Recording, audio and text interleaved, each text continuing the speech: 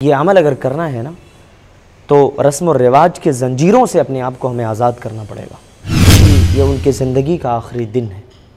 किसी को ये भी पता नहीं था कि उनकी ज़िंदगी का आखिरी मोमेंट होने वाला है। आतिशबाज़ी हो रही थी और अचानक जो है सारे लोग तकरीबन जितने वहाँ मौजूद थे आग की चपेट में आ गए। और साथ में बताया जा रहा है कि दूल्हा और दुल्हन दोनों की हालत इंतहाई नाजुक है, नागुफ्ता भी है, बहुत ही बुरे हालात हैं और 150 से ज़ायद तकरीबन लोगों की मौत वाक़ई हो चुकी है। कि एक बहुत ही बड़ा हादसा पेश आया है इराक़ के अंदर। तकरीबन 150 से ज़ायद लोगों की मौत वाक़ई हो गई है।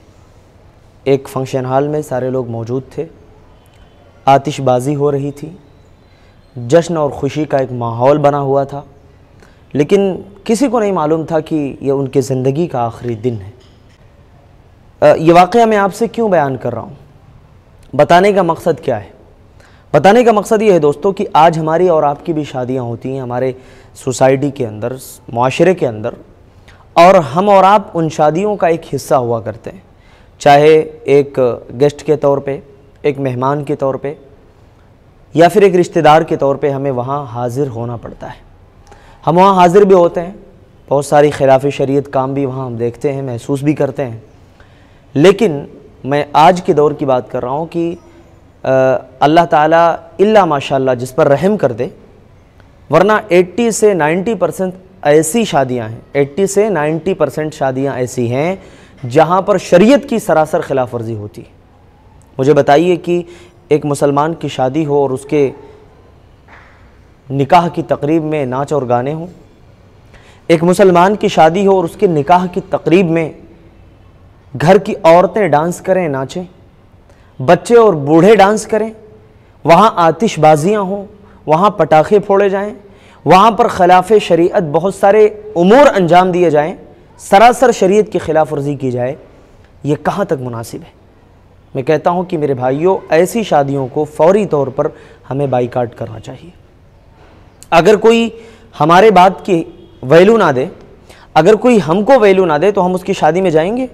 नहीं जाते। अरे भाई, 2 दिन तो दूर की बात है, मैं आपसे बस ये कहना चाह रहा हूँ कि सिर्फ एक दिन 1 घंटे का मामला हो, आप ले लीजिए कि 1 घंटे का मामला है, किसी ने आपको वैल्यू नहीं दी है, आपकी बात का जवाब दे दिया है, कुछ आपको उल्टा सीधा कह दिया है, इख्तिलाफ आपसे कर लिया है, आप उसकी शादी में क्या उसके जनाजे में भी जाना आप पसंद नहीं करोगे। लेकिन यही मुसलमान जब हमारी शरीयत की सरासर खिलाफ वर्जी करते हैं, इनकी शादियों में नाच और गाने होते हैं, खुले आम शरीयत की धज्जियाँ उड़ाई जाती हैं, तो हम कहते हैं नहीं हमारा भाई है, नहीं जाएंगे तो नाराज़ हो जाएगा। हम कहते नहीं हमारा रिश्तेदार है, नहीं जाएंगे तो दामाद हमारे नाराज़ हो जाएंगे। अरे अल्लाह और उसके रसूल की रज़ामंदी और नाराज़गी सबसे बड़ी चीज़ है यार। आज क्या वजह है कि आज सबसे ज़्यादा जो खर्चे हो रहे हैं हमारी शादियों में, वो सिर्फ नाम और नमूद के लिए, सिर्फ नाम और नमूद के लिए, शोहरत के लिए।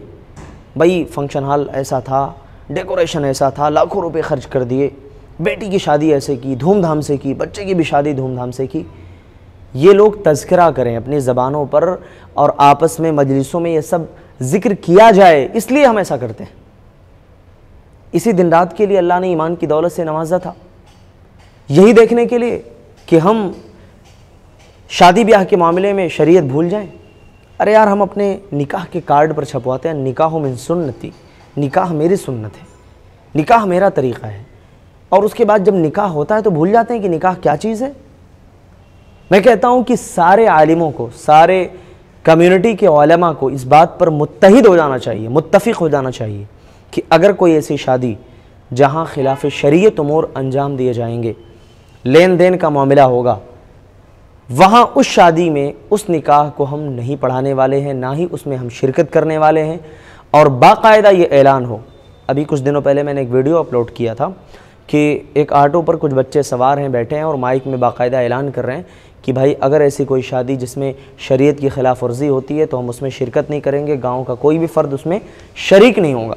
बहुत अच्छी पहल है, मैं कहता हूँ बहुत ही अच्छी पहल है, लेकिन ये उस वक्त कामयाब होगा, ये प्लान उस वक्त सक्सेसफुल हो पाएगा जब आप इसको अपने आप से शुरू करोगे। यार कैसे, मतलब मुझे समझ में नहीं आता है कैसे हमारा दिल गवारा करता है कि ये बंदा सरासर शरीयत की खिलाफ वर्जी कर रहा है, सरासर शरीयत के खिलाफ जा रहा है, और हम उसकी शादी में उसको मुबारकबाद देने के लिए जाते हैं। अरे यार, कोई हमारी अपनी खिलाफ वर्जी, हमारे अपनी बात की खिलाफ वर्जी कर बैठे ना, तो हम उससे मिलना पसंद नहीं करते। तो हमारी बातों से, हमारे ज़मीनों से, जायदाद से, दुनिया की तमाम तर चीज़ों से ज़्यादा अहम तो अल्लाह के रसूल सल्लल्लाहु अलैहि वसल्लम है। ला युमिनु अहदुकुम हत्ता युहिब्बा लिअखी मा युहिब्बु लिनफ्सिही, ये तो हमने पढ़ा है और हमने सुना है। अमल कौन करेगा भाई? अमल कौन करेगा? ला युमिनु अहदुकुम हत्ता अकूना अहब्बा इलैहि मिन वालिदिही व वलदिही वन्नासि अजमईन, ये हमने पढ़ा है, ये हदीस नबी की हदीस है, ये फरमान नबी का फरमान है। अमल कौन करेगा? ये अमल अगर करना है ना, तो रस्म और रिवाज के जंजीरों से अपने आप को हमें आज़ाद करना पड़ेगा। हमें ये बताना पड़ेगा इस माशरे और सोसाइटी के अंदर कि मेरे दोस्त, जब तक तुम लेन देन करते रहोगे तब तक इस समाज के अंदर बेटियों की पैदाइश को लोग अपने लिए वैसे ही आर समझते रहेंगे जैसे कुफ़ारे मक्का समझा करते थे, जैसे ज़माने जाहिलियत में लोग समझा करते थे। जब उनके यहाँ कोई बेटी पैदा होती तो लोग अपने चेहरों पर, उनकी खुशी नहीं होती थी, उनके चेहरे से आ हो जाते थे। वइज़ा बुश्शिरा अहदुहुम बिल उन्सा वल्ला वजहुहु मुस्वद्दन वहुव कज़ीम, वइज़ा बुश्शिरा अहदुहुम बिल उन्सा वल्ला वजहुहु मुस्वद्दन वहुव कज़ीम, यतवारा मिनल कौमी मिन सूइ मा बुश्शिरा बिही अयुमसिकुहु अला हुनिन अम यदुस्सुहु फि तुराब। वो आदमी सोचता था कि इसकी लाश को मैं कहीं दफन कर दूं या फिर अपने घर में रखूं या इसे ज़िंदा मार दूं, क्या करूं, समझ नहीं पाता था। आज भी बहुत सारे लोग हैं, बेटियां उनके घर में पैदा होती हैं, वो अपने बेटियों की पैदाइश को अपने लिए, रिश्तेदारों में तो हो सकता है ज़ाहिरी खुशी का इजहार करते हों, लेकिन दिल से वो खुश नहीं होते। यार, कितने ऐसे रिश्तेदारों को हमने देखा है, कितने ऐसे लोगों को देखा है, आपस में रिलेटिव होते हैं, बड़ा गहरा रिश्ता होता है, उनके घर की बेटी इनके घर में, ठीक है, लेकिन फिर भी अगर बच्ची को अल्लाह ताला अगर बेटी ही दे रहा है, बार बार बेटी ही पैदा हो रही है, तो लोग उसको, बच्ची को ताना देने का ज़रिया बना लेते हैं, उसको जो है ताना देते हैं, क्यों तू बेटी पैदा कर रही है। जहालत की इंतहा तो देख लो। अरे औलाद देने वाली ज़ात अल्लाह की है, वो बेटा दे बेटी दे, जो चाहता है देता है, नहीं चाहता है बांझ बना देता है, कुछ नहीं देता, ना औलाद ना बेटा ना बेटी, कुछ नहीं देता है। और तुम उससे कहते हो कि नहीं बेटी क्यों हो रही, बेटा होना चाहिए। कितने शर्म की बात है यार, कितने आर की बात है हमारे लिए। एक मुसलमान होकर के, एक औरत, ईमान वाली औरत होकर के, ये अपने बहन को या अपनी बहू को या किसी को जो उसकी इस्लामी बहन है, अगरचे की बहू है, और उससे इस तरीके की बात कहे, जहालत पर मबनी बात, ये कहाँ तक मुमकिन है, मुनासिब है। दोस्तों, इस वीडियो से बस पैगाम ये देना है कि अपने समाज और माशरे से जो भी रस्म और रिवाज की जंजीरें हैं, हमें अपने आप को आज़ाद करना पड़ेगा, इस माशरे को आज़ाद कराना पड़ेगा, तब जाकर के एक पुरसुकून ज़िंदगी हम और आप इंशाअल्लाह गुजार सकते हैं। अस्सलामु अलैकुम व रहमतुल्लाहि व बरकातहू।